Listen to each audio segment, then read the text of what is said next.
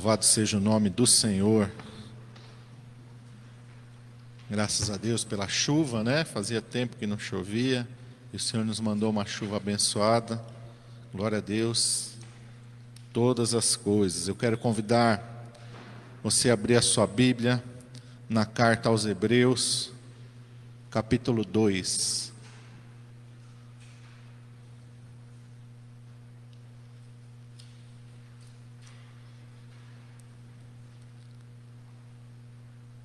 Carta aos Hebreus, capítulo 2, e nós vamos ler o versículo 3.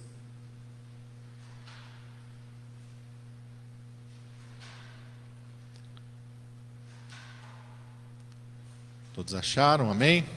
Diz assim: como escaparemos nós, se não atentarmos para uma tão grande salvação, a qual, começando a ser anunciada pelo Senhor, foi-nos depois confirmada pelos que a ouviram. Eu quero frisar a parte A do versículo, e diz assim: como escaparemos nós, se não atentarmos para uma tão grande salvação? Esta carta, ela é escrita ao povo de Israel, aos hebreus. E aqui no começo dessa carta, ele está falando acerca de Jesus Cristo. Está falando acerca do ministério do Messias, que veio e se tornou carne, e andou pelas ruas de Jerusalém, por toda a Judéia, proclamando a chegada do reino de Deus, curando os seus enfermos, libertando os seus cativos, trazendo salvação para os que estavam perdidos, trazendo perdão para os pecados. E é uma salvação tão gloriosa e tão maravilhosa, é uma salvação tão tremenda, e o escritor nesse ponto, ele chega e ele está aqui falando sobre toda essa maravilha da obra de Jesus Cristo, e ele fala: como escaparemos nós, se não atentarmos para uma tão grande salvação?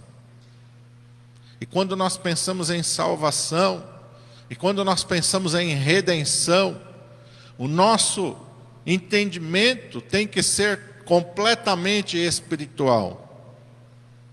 Amém? O nosso entendimento tem que ser na obra completa de Jesus Cristo.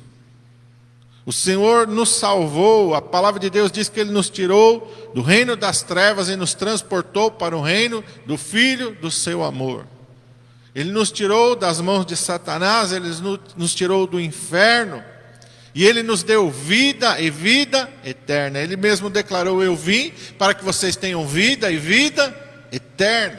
Ele declarou: aquele que vive e crê em mim, nunca verá a morte. E quando a Bíblia está falando de morte, ela está falando no sentido espiritual. Não está falando no sentido desta carne morrer, porque essa carne vai morrer. Mas ele está falando que quando esta carne morrer, a palavra de Deus declara: o pó vai voltar à terra como era, o espírito vai voltar a Deus que o deu. E este espírito que foi redimido pelo sangue de Jesus Cristo, pela sua obra gloriosa na cruz do Calvário, quando nós atentamos nesta salvação, quando nós entregamos a nossa vida ao Senhor, quando nós cremos nele, quando nós vivemos para Ele, este Espírito redimido, ele vai para a presença de Deus, ele não vai para a perdição. Ele vai para a presença de Deus, não para receber uma condenação, mas ele vai para receber aquilo que a palavra de Deus diz, e nos foi dado gratuitamente em Cristo Jesus. Somos herdeiros de Deus e co-herdeiros com Cristo. Romanos capítulo 8 diz: e aquele que não poupou a seu próprio Filho, como não nos dará juntamente com Ele todas as coisas? E quando fala todas as coisas, está falando de coisas espirituais. Deus não está falando de um carro, Deus não está falando de uma casa, Deus não está falando de dinheiro, Deus não está falando de coisas temporais, Deus está falando de coisas eternas.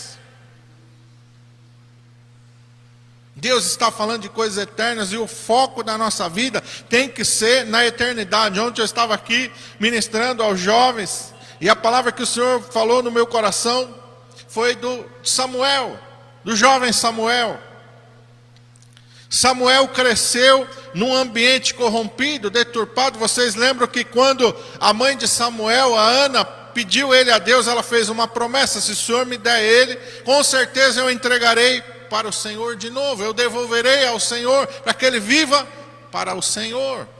E quando Samuel foi desmamado, a gente não sabe com quantos anos, talvez com 5 ou 6 anos, a palavra de Deus diz que Ana entregou ele lá no tabernáculo em Siló, para que ele vivesse ali. Samuel passou a viver ali na presença de Deus. Mas a palavra de Deus diz também que naquele tempo o sumo sacerdote Eli era um homem que estava ali e que ele estava passando por uma crise espiritual, porque os seus filhos não conheciam ao Senhor.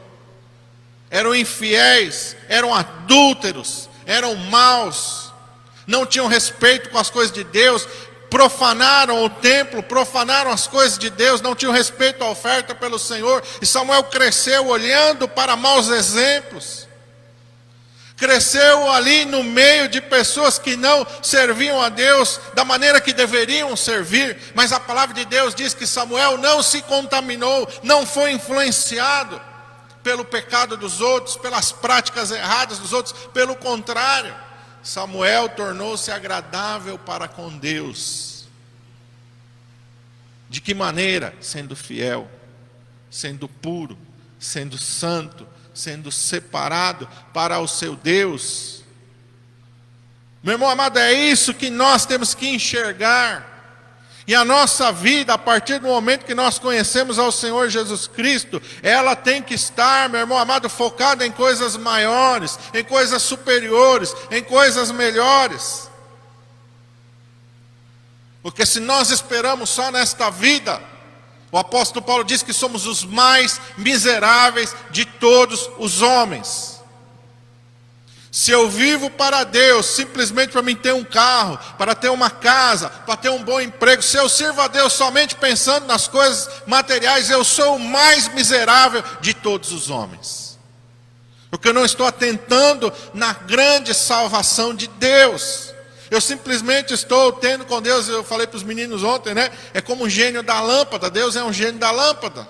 Para mim, que eu tenho um relacionamento com Ele, para mim obter coisas para o meu próprio prazer e para o meu próprio deleite. Deus não é assim. E a salvação de Deus não é isso.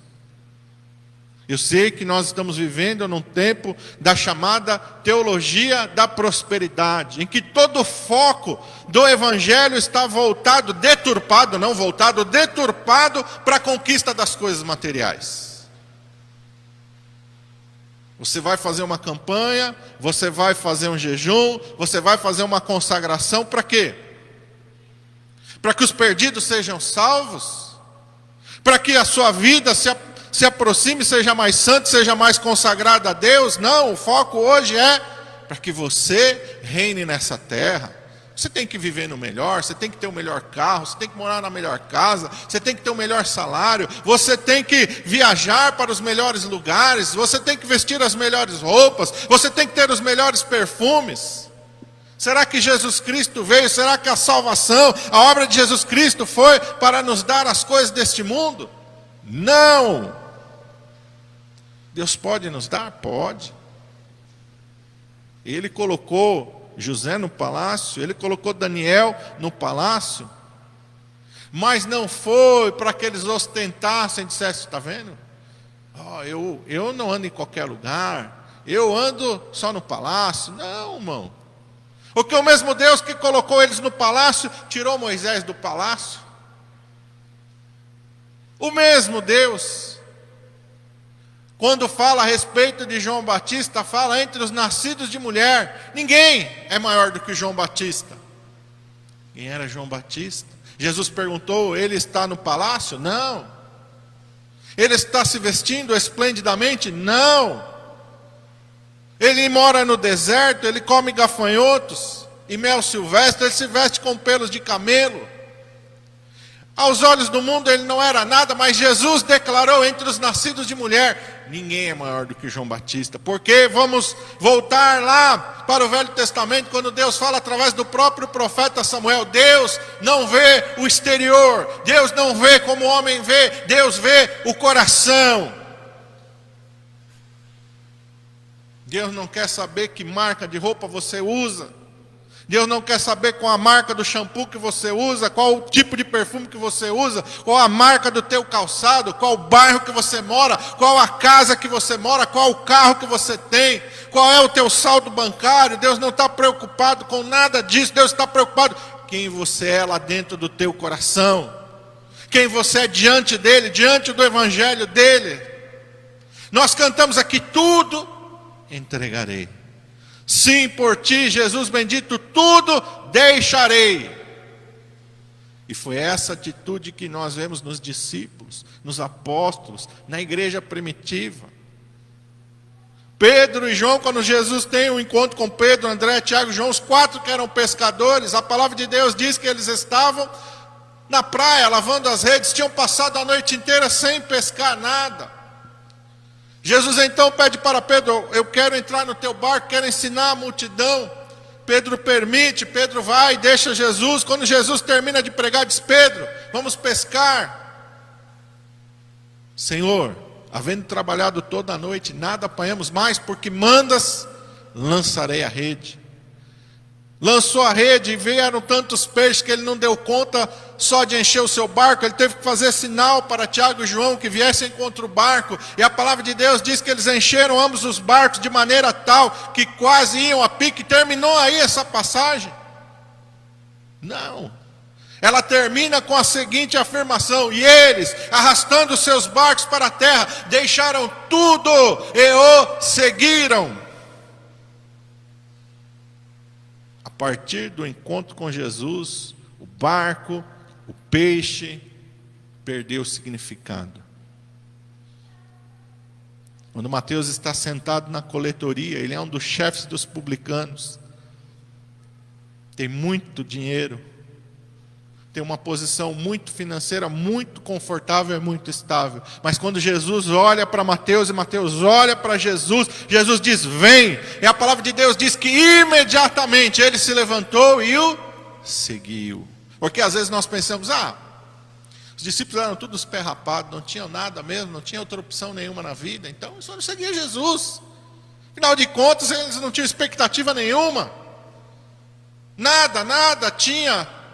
Não tinham, a maioria era analfabeto, sim. Mas Mateus era um publicano, mas Lucas era um médico. Mas a palavra de Deus é feita de homens como o apóstolo Paulo, que passou a sua vida inteira estudando, financiado pelos bens da sua família, com certeza, que não era barato. Criado, nasceu em Tarsis, cidadão romano, que custava uma grande fortuna. Quando ele é preso em Jerusalém, e ele diz para o centurião que ele é um cidadão romano. O centurião fala: como você é um cidadão romano? Eu, com grande soma de dinheiro, comprei o direito de ser um cidadão romano. Paulo disse: eu sou por direito de nascimento. Uma família abastada, uma família que tinha muitos bens, criado em Jerusalém, aos pés de Gamaliel. Mas ele diz: o que para mim era lucro, reputei-o por perda, para conhecer a Jesus Cristo.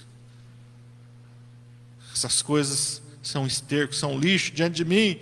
Vamos olhar aqui no capítulo 2 mesmo, versículos 17 e 18. Jesus, o Rei da Glória, o Senhor dos Senhores, o Deus Todo-Poderoso, aquele que diz lá no Evangelho de João que todas as coisas foram feitas por Ele, e sem Ele nada do que foi feito se fez. Esse Jesus, verso 17, diz: pelo que convinha que em tudo fosse semelhante aos irmãos, para ser misericordioso, fiel sumo sacerdote, naquilo que é de Deus, para expiar os pecados do povo, porque naquilo que Ele mesmo, sendo tentado, padeceu, pode socorrer aos que são tentados. Esse pisou nesta terra, nasceu numa manjedoura, caminhou nas ruas empoeiradas da Galileia, comeu pão, bebeu água, suou, trabalhou, teve suas mãos calejadas, homem de dores, experimentado nos trabalhos e que sabe o que padecer, se vestiu como um de nós, não nasceu num palácio,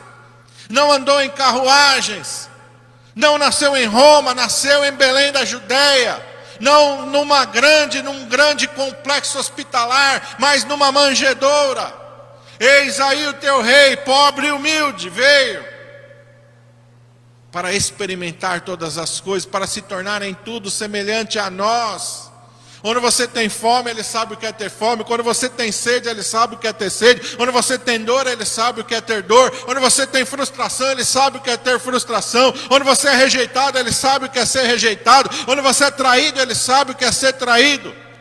Quando você se entristece, Ele sabe o que é se entristecer. Em todas as coisas, Ele se tornou como nós.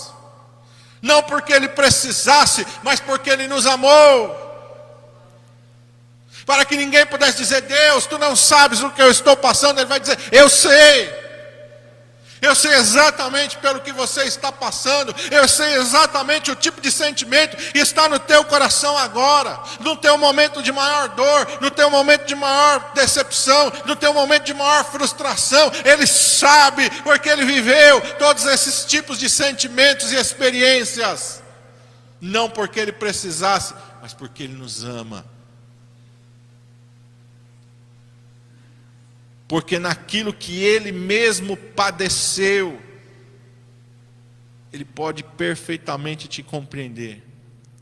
Não porque sendo Deus Ele não soubesse, não. Para que você não olhasse para Ele e dizer: não, Deus não sabe o que está acontecendo comigo. Deus não me entende. Deus entende. Deus sabe, porque Ele viveu na própria carne aquilo que você vive. Na própria carne, meu irmão amado, na própria carne, na própria pele. Ele sentiu todas estas coisas. Capítulo 3, versículo 15 diz: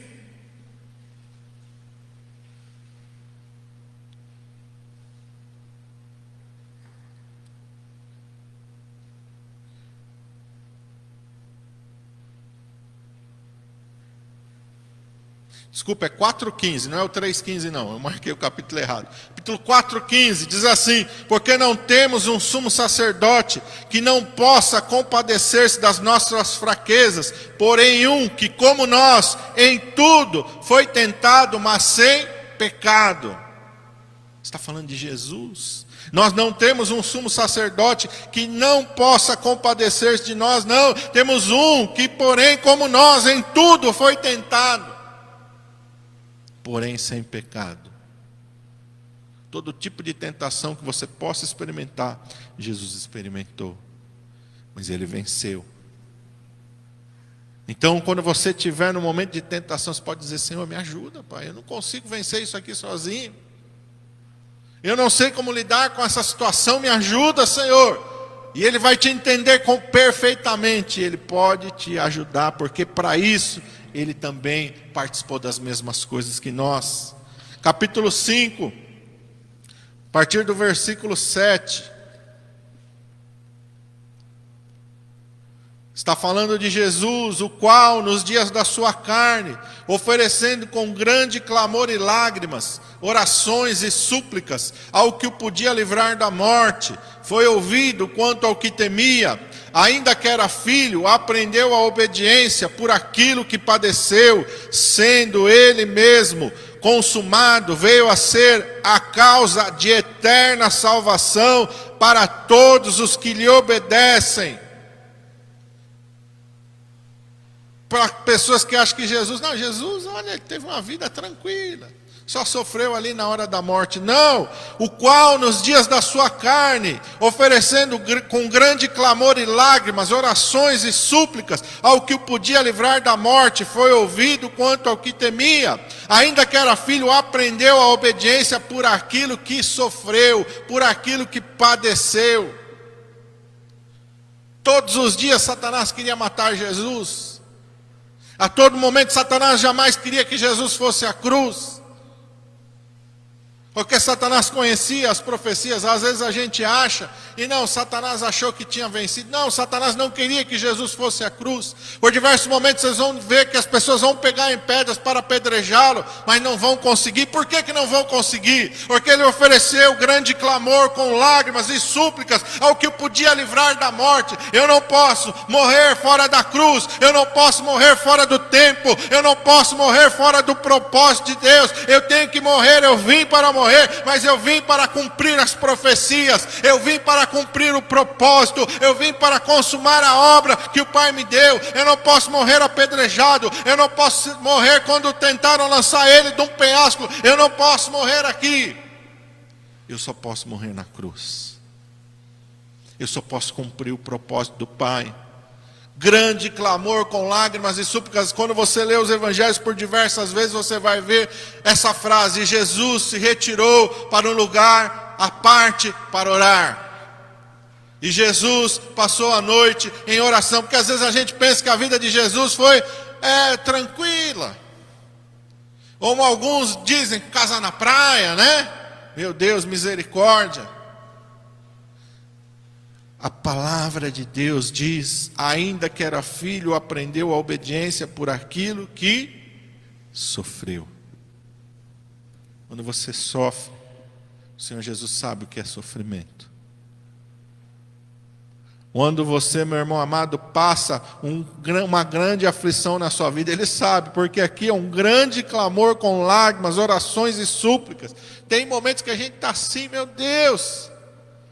Ele sabe o que é isso, porque Ele passou por isso. E por que Ele passou por todas estas coisas? Qual é o propósito de tudo isso que Jesus passou? Qual é o propósito dessa salvação? Vamos voltar para 2 Coríntios, capítulo 5.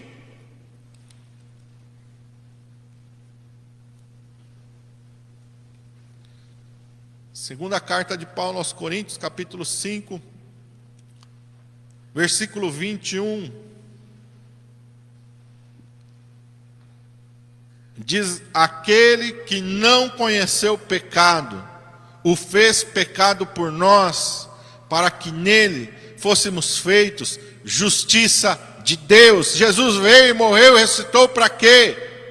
Para nos tornar justiça de Deus, para assumir o nosso pecado. Sem derramamento de sangue não há remissão de pecados. A alma que pecar, essa morrerá. Jesus veio para assumir os nossos pecados, para tomar sobre si as nossas iniquidades. Jesus veio para oferecer o seu próprio sangue como propiciação pelos nossos pecados. Jesus veio para oferecer o seu corpo, para pagar com a sua própria morte pelo preço dos nossos pecados, das nossas culpas, das nossas transgressões. Jesus morreu no nosso lugar para nos justificar diante de Deus, para nos tornar santos, para nos tornar, meu irmão amado, perdoados, para nos tornar remidos e redimidos através da sua obra e nos fazer herdar a vida eterna com Deus. Jesus veio para nos fazer herdar um reino celestial, não um reino terreno. Ele disse: o meu reino não é deste mundo. O reino é celestial. A nossa pátria é os céus, de onde aguardamos o nosso Salvador. A palavra de Deus declara isso. A nossa pátria não é nesta terra, a nossa pátria é no céu. Vamos ver Hebreus capítulo 12. Vamos voltar lá para Hebreus.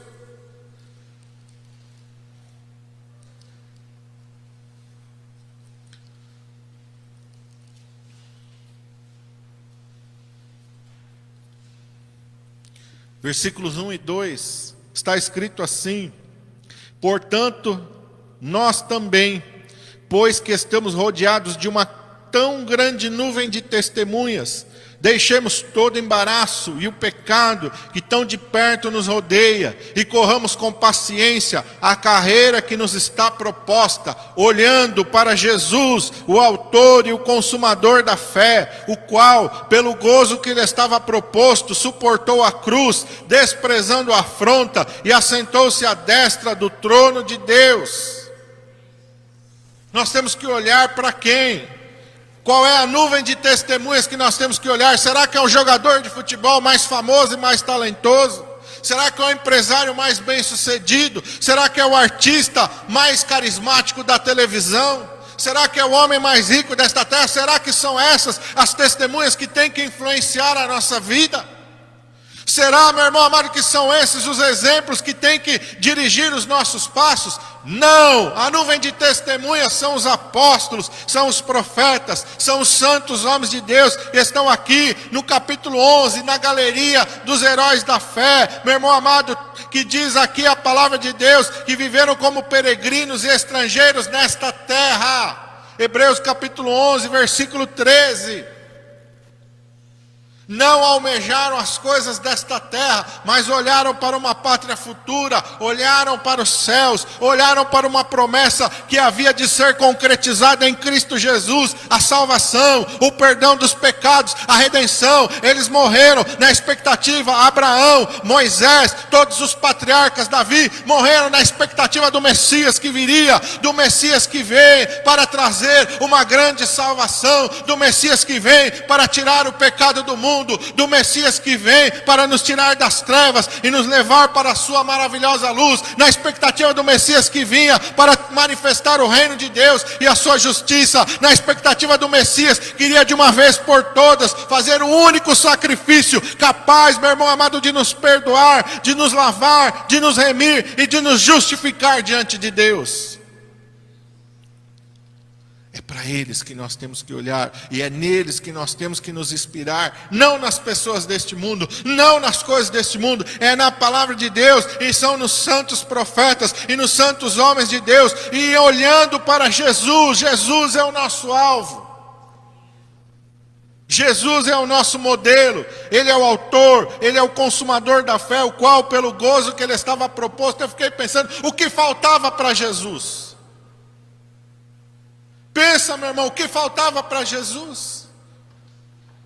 Todas as coisas foram feitas por Ele, sem Ele, nada do que foi feito se fez. Ele é antes de todas as coisas, e todas as coisas subsistem por Ele. O que faltava para Jesus na sua glória? O que tornou Jesus incompleto, vamos assim dizer? O que você acha que tornava Jesus incompleto na sua glória? Nada. Ele não veio para ser mais Deus, Ele não veio para ser mais poderoso. Ele veio por amor. A minha e a sua vida, esse gozo que está falando, o gozo que estava proposto, é a tua salvação, é a minha salvação. O gozo que está proposto a Jesus é nos tirar do inferno, é nos tirar da morte, é nos tirar do pecado, é nos tirar das garras de Satanás e nos levar para a glória celestial. Esse é o gozo proposto a Jesus. Por isso Ele veio, por isso Ele passou por todas as coisas, por isso Ele suportou a cruz, para nos tirar da morte, para nos tirar do inferno e para nos levar para a glória celestial. Esse é o gozo. O gozo é quando Jesus olhar lá no céu e ver toda a igreja reunida, toda a assembleia dos salvos que foram desde Adão até o último, salvos e remidos através da sua morte e do seu sacrifício. Olhar e ver, e todos aqueles que chegaram lá, só chegaram lá através dele, por meio do seu sacrifício, por meio da sua obra, por meio do seu sangue. É isso que alegra a Deus, é isso que dá gozo no coração de Jesus Cristo. Por isso Ele suportou, meu irmão, a cruz, por isso Ele desprezou a afronta, e por isso Ele está sentado à destra do Pai, aguardando a cada um de nós para dizer: vinde, benditos de meu Pai, entrai e possuí o reino que vos está preparado desde a fundação do mundo. Não foi, meu irmão amado, para te dar milhões na tua conta, não foi para te dar um carro, uma Ferrari, não foi para te dar uma mansão, não foi para isso, meu irmão amado, foi para você herdar coisas que são eternas. Foi para isso. Para encerrar, eu quero ir com vocês em Filipenses, vamos voltar, a carta de Paulo aos Filipenses, capítulo 3.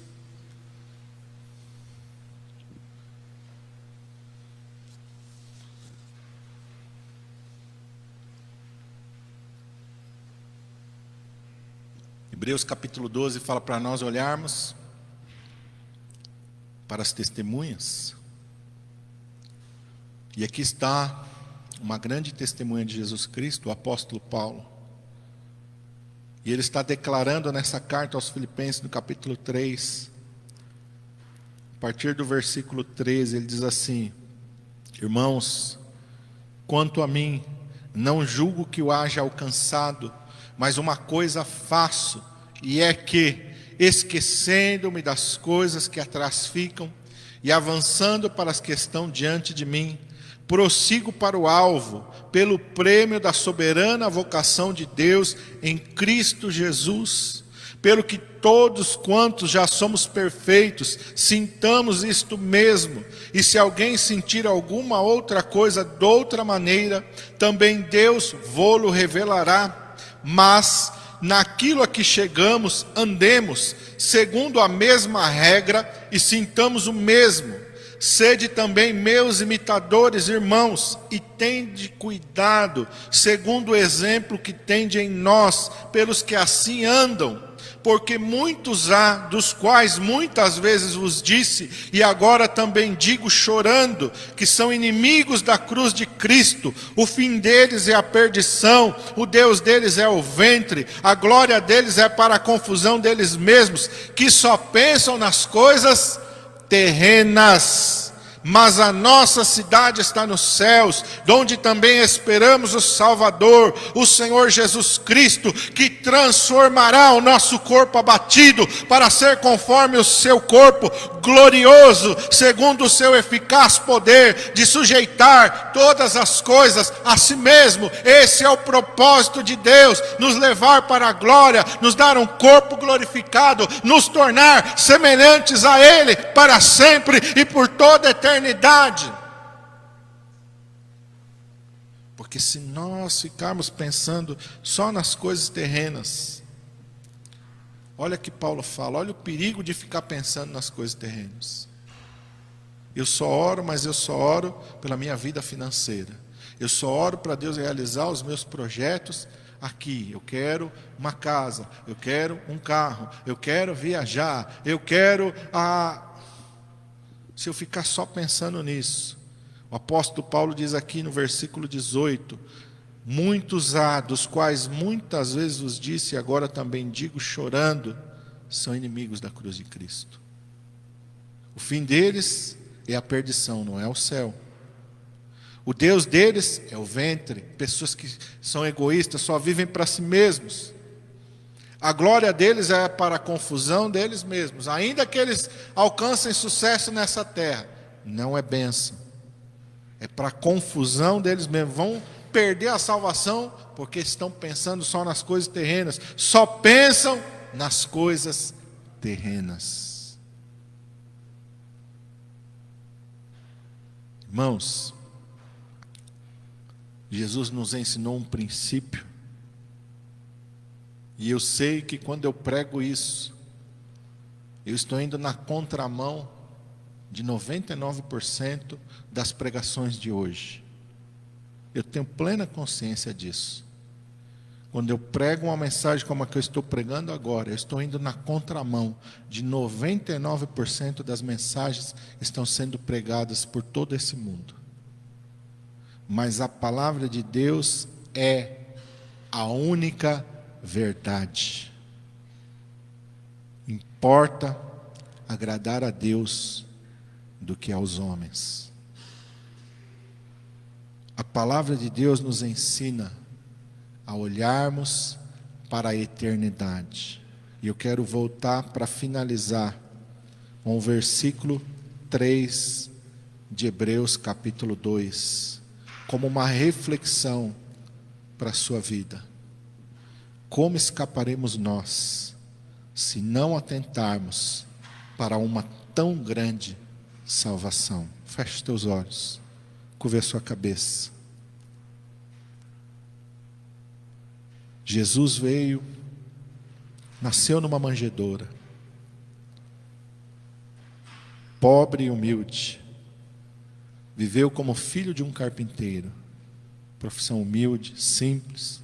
A Bíblia diz: homem de dores, experimentado nos trabalhos e que sabe o que é padecer. Quando ele entra em Jerusalém, assentado sobre um jumentinho. O jumentinho não é como muitos mentirosamente afirmam. Não, mas era a BMW da época. Mentira. Animal de carga. O animal chique era o cavalo. O chique era a carruagem. Jesus não veio para satisfazer nenhum estereótipo. Ele veio para cumprir a profecia acerca dele, que estava dizendo para os filhos de Israel: eis aí o teu rei, pobre e humilde, montado num jumentinho, filho de um animal de carga. Jesus veio para cumprir a profecia. Jesus não veio para ostentar. Jesus não veio, meu irmão amado, para reinar naquele momento. Ele veio como servo sofredor. Quando algumas pessoas disseram que iriam seguir a ele, para uma delas ele disse: as raposas têm os seus covis, as aves dos céus têm os seus ninhos, mas o Filho do Homem não tem onde reclinar a sua cabeça. Jesus não mentiu. Mentirosos são aqueles que falam que Jesus tinha propriedades e bens. Jesus disse: eu não tenho onde reclinar a minha cabeça. Jesus não possuía bens materiais. Essa é a verdade. A verdade é, e Jesus nos ensinou a viver na expectativa do céu. Pastor, é pecado eu ter uma propriedade? Não, meu irmão, não é pecado, não.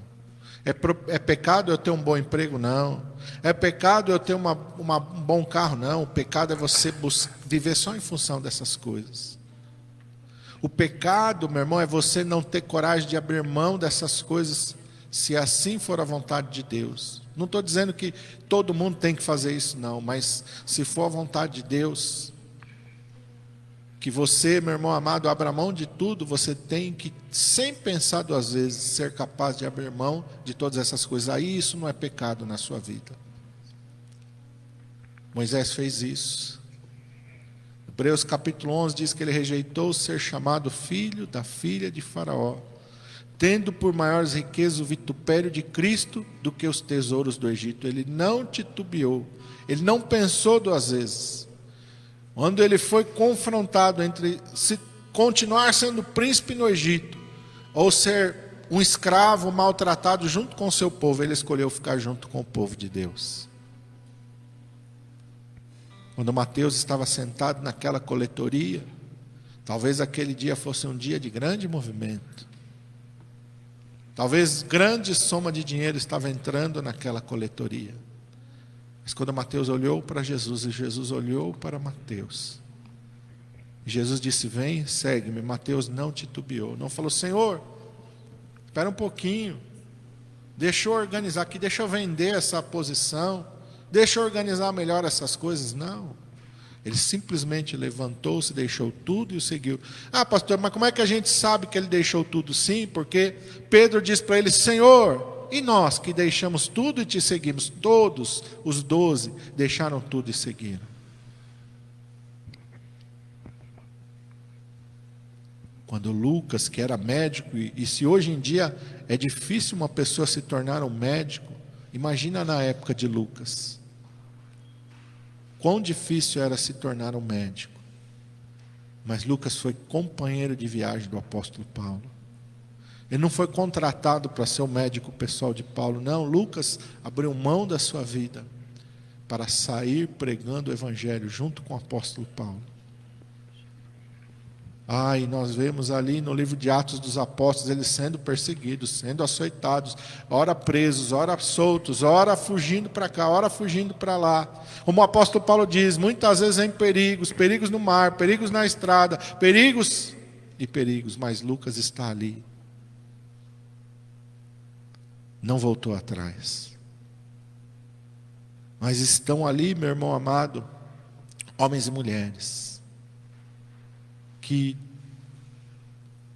disseram sim para o Senhor Jesus e não voltaram atrás, não olharam. Como o apóstolo Paulo disse, esqueceram-se das coisas que para trás ficaram, avançaram para as coisas que estavam adiante. O que está diante de nós? O que está diante de nós é o céu, é um reino eterno, é a glória celestial, coisas que as coisas desse mundo não chegam nem perto, nem nos pés da glória que está preparada para nós. Como escaparemos nós se não atentarmos numa tão grande salvação? Se nós esperarmos somente nesta vida, somos os mais miseráveis de todos os homens. Nosso alvo seja o Senhor Jesus Cristo, e o nosso tesouro seja o reino dos céus.